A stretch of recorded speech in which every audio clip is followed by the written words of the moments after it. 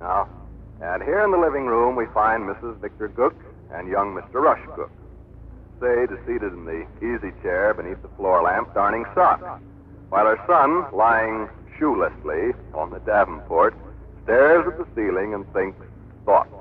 These thoughts have crystallized into words now, apparently, for we hear the young man say, Mom, remember the other day me saying I thought I could reasonably expect to receive 20 presents this Christmas? Uh-uh. I was telling Dove, but you happened to be in the room. I guess I wasn't listening. Well, that was the figure I arrived at after long study. I estimate I'll receive in the close neighborhood of 20 gifts. Quite a few. Yes, it is. 20 is a good round figure. Smelly Clark, though, is going to make me look like a plugged nickel. He's going to get Christmas presents till who laid the junk. Boy, I wouldn't be one bit surprised if that guy received 120 Christmas presents. Man, He might even receive 220 Christmas presents. I never knew Smelly was as popular as all that. Well, it ain't that he's so popular, it's that he's smart. Mom, do you know how he spent last Saturday? No. Smelly Clark spent last Saturday sitting in the reading room of the Butler House Hotel writing letters. Writing letters to who? Everybody. See, in the reading room of the Butler House Hotel, a person can sit down at one of the little desks and help themselves to free stationery. Also, you get the free use of a fountain pen on a chain. Smelly went in the hotel at 9 o'clock in the morning and wrote letters till 3 o'clock in the afternoon. He'd have stayed till 6 o'clock if the management hadn't kicked him out. He wrote 24 letters. Well, who'd he write them to? Friends, acquaintances, neighbors, cousins, second cousins, third cousins, uncles, aunts, great aunts, everybody. Asking him to send him Christmas presents? Never even mentioned Christmas. He wrote chatty little stuff. By gosh, Aunt Helen, it's been so long since I dropped you a line, I thought I better take my pen in hand and write you the news. I'm feeling fine and doing well in school. I hope your health is good. I often speak affectionately of you to my friends. That kind of dope. His idea was to get Christmas presents, wasn't it? Oh, sure. He was planting the seed.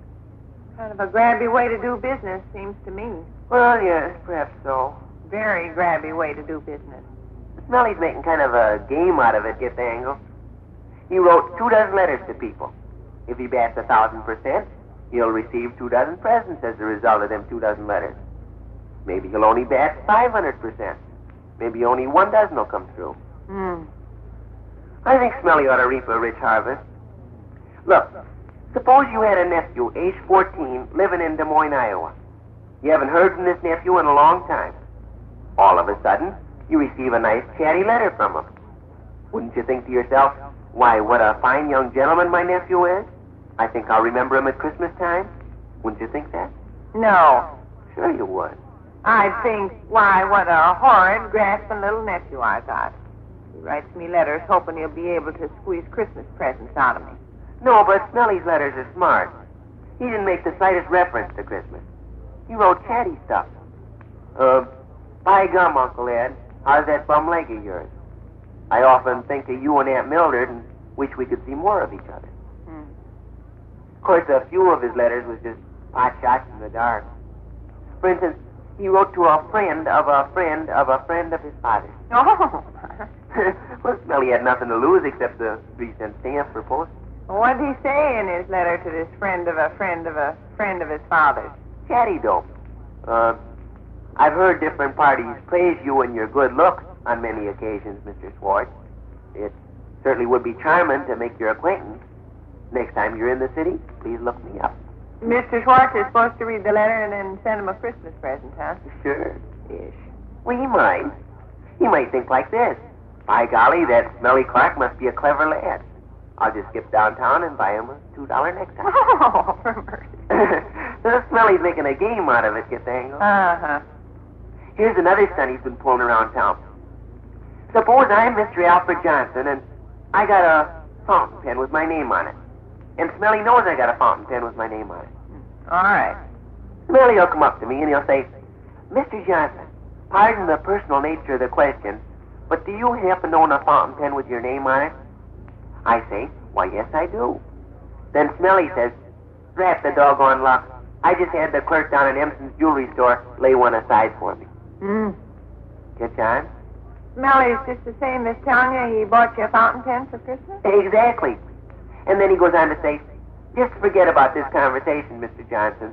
I'll have Empson's jewelry store exchange the fountain pen for something else. That's awful. It's pretty raw, all right. Well, let me catch you up to any such monkey shine. Okay. Pardon the personal nature of the question. I'll demonstrate how Smelly'd work that scheme on you. All right. I'm Smelly Clark, and I happen to know you've got a bracelet with topazes in it. All right. Well there, Mrs. Gook. How are you feeling today? Just fine, thanks, Smelly. How's yourself? In wonderful shape. Say, Miss Gook, pardon the personal nature of the question, but do you happen to own a bracelet with topazes in it? Why, yes, I do. Oh, drat the rotten luck. What's the matter? I had Hamilton's department store lay one aside for me. Really? Yeah. But that's okay. They'll let me have something else instead. Just forget we had this conversation. All right. Goodbye, Miss Gook. Goodbye, Smelly. See how it works? I know he's buying me something for Christmas, so it's my cue to go buy him something for Christmas. Sure. Rush, I don't think that Smelly Clark's quite bright. He's as bright as a silver dollar. Ish. You be Mr. Harry Jones that used to own an automobile, but don't own it anymore. I understand how that works. This is a variation of it. Go ahead. Who am I? You're Mr. Harry Jones. You used to own an automobile, but you sold it some weeks back. You're Smelly Clark, huh? I'm Smelly Clark, and I know you sold your automobile. All right. Well, by gosh, if it ain't Harry Jones. How are you, Harry?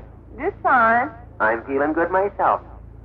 Say, Harry, pardon the personal nature of the question, but I haven't seen you riding around much in your car lately. I sold my car. You did? Sold it some weeks back. Well, if that ain't rotten luck for you. What's the matter? I ordered a special high-powered spotlight from Miller's garage. That's so. Yeah. But they'll give me my money back. I can buy something else just as easy as not.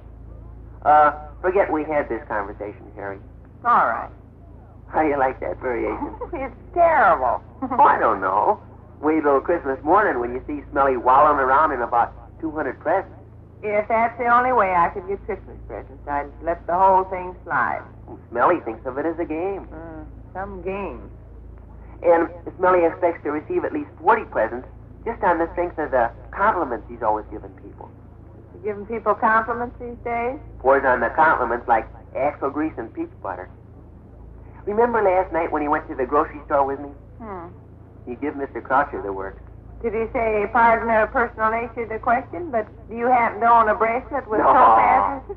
What did he say? He says, Mr. Croucher, did anybody ever tell you you look like Senator Ralph J. Filch from the 9th Congressional District? What did Mr. Croucher say? He says, get out of my way, Sonny, so I can reach the bananas. Well, he gives everybody compliments these days. By George, Mr. Snell, I sure wish I had your brains. Holy smoke, Miss Chin Kisser. You're pretty as a watch charm. Doggone it, Mr. Chin Money. That suit fits you like the paper on the wall.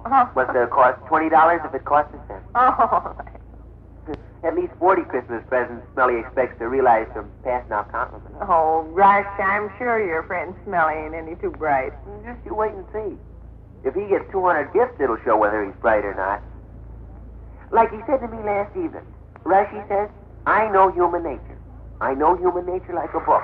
Your cell phone's ringing. Cell phone's ringing. Might possibly be Bluetooth Johnson. Answer it. Hello?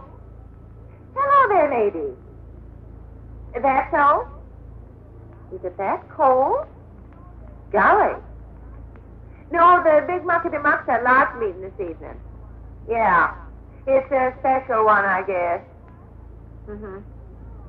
What? Well, you're alone too, huh? Ha-ha. Ha-ha. Really? Where did you see her? Oh, ha-ha. Fleshy as ever? I bet she didn't mention me. I guess she won't ever get over that. And the funny part of it was, I never meant to hurt her feelings. I was innocent as could be. Mom. Sure. Sure. Just a second, lady. What? Can I go over to Scott's a while? All right. Rush and I have been sitting here chatting since supper. Oh, mostly about his friend, Smelly Clark. You know Smelly. Wears the skull cap and the tennis shoes. Uh-huh. Yeah, he's the one. Don't stay late now, Willie. Okay. Going next door to see Arthur Scott. Yeah. Well, say, lady, we can settle down and have a nice long chat. Sure. Well, tell me more about Miss Dover. She's leaner these days, huh?